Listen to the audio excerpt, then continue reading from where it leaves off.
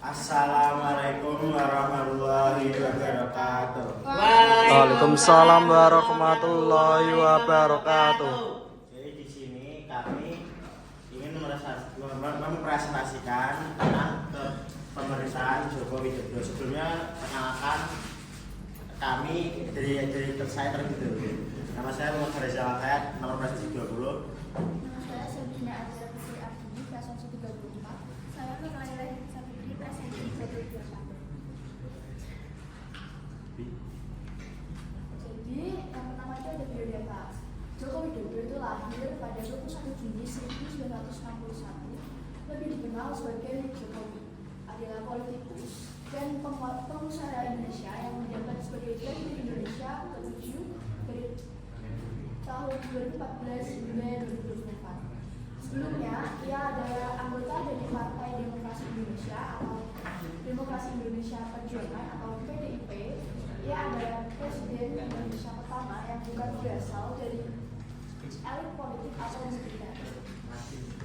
Ia juga menjabat sebagai Gubernur DKI Jakarta dari tahun 2012 hingga 2014 dan Wali Kota Surakarta dari 2005 hingga 2012. Nah, Jokowi itu udah menjabat 2 periode, dari yang pertama 2014 sampai 2019, lalu periode kedua 2019 sampai 2024. Di sini pada periode pertama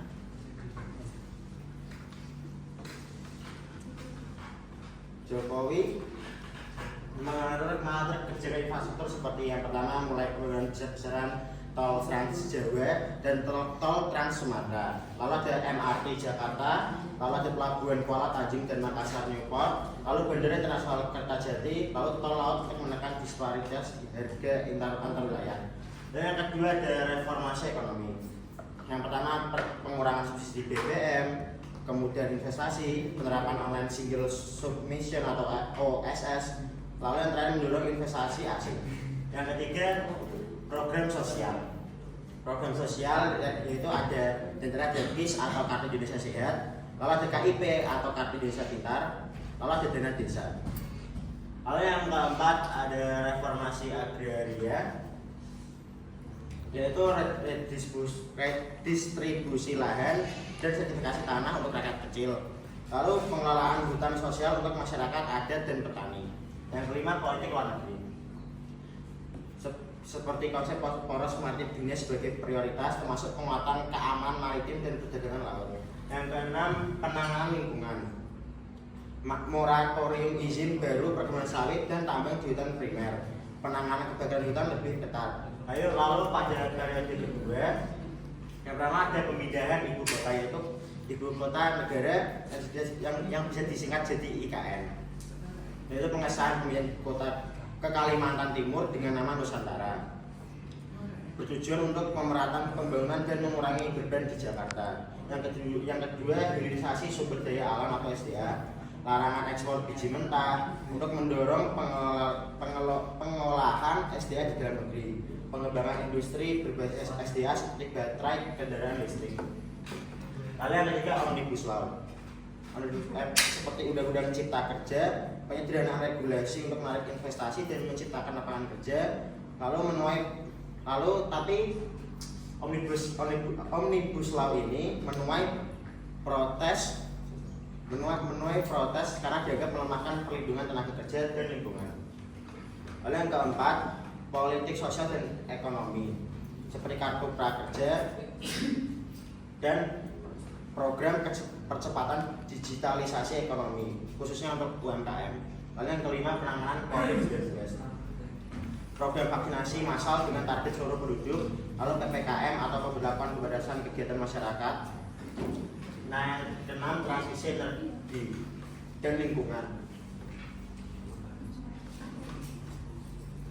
yang terfokus pada pengembangan energi terbarukan dan program kendaraan listrik untuk mengurangi emisi karbon. Lalu yang ketujuh ada politik luar negeri, seperti mewujudkan kepemimpinan Indonesia di ASEAN dan peran aktif dalam isu global.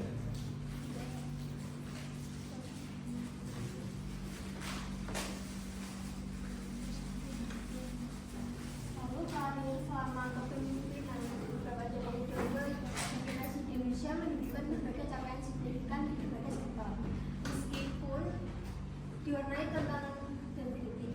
Bapak Jokowi menjabat sebagai Presiden Indonesia selama 2 periode, yakni tahun 2014 sampai dengan 2019 dan 2019 sampai dengan 2024. Pembangunan karir yang pertama, pembangunan infrastruktur. Jokowi dikenal karena fokusnya pada pembangunan infrastruktur, termasuk jalan tol Trans Jawa dan Trans Sumatera, pelabuhan bandara dan bendungan yang bertujuan meningkatkan konektivitas dan pertumbuhan ekonomi. Yang kedua, reforma agraria dan perhutanan sosial. Program pembagian sertifikat tanah kepada masyarakat untuk memberikan kepastian hukum atas kepemilikan tanah. Yang ketiga, peningkatan investasi dan ekonomi digital. Mendorong investasi melalui Omnibus Law atau UU Cipta Kerja dan mendukung ekonomi digital termasuk status teknologi. Yang keempat, ibu kota negara baru atau IKN. Memulai pembangunan ibu kota baru di Kalimantan Timur sebagai langkah pemerataan pembangunan.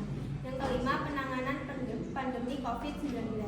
Menjalankan program vaksinasi massal dan berbagai kebijakan ekonomi untuk menanggulangi dampak pandemi. Kemudian yaitu masa terakhirnya Presiden Joko Widodo. Masa jabatan Presiden Indonesia itu berakhir setelah 5 tahun untuk setiap periode. Presiden tidak dapat menjabat lebih dari 2 periode. Joko Widodo mulai menjabat sebagai Presiden pada 20 Oktober 2014 dan terpilih kembali pada 2019. Masa jabatannya berakhir pada 20 Oktober 2024. Saat ini Presiden Indonesia yang menjabat adalah Prabowo Subianto sejak 20 Oktober 2025. Jadi kesimpulannya, pada kepemerintahan Jokowi semasa 2 periode banyak kemajuan yang dibuat oleh Jokowi untuk Indonesia. Akan tapi juga ada kritik tentang masalah Omnibus Law tersebut. Sekian dari kelompok kami. Wassalamualaikum warahmatullahi wabarakatuh. Waalaikumsalam warahmatullahi wabarakatuh.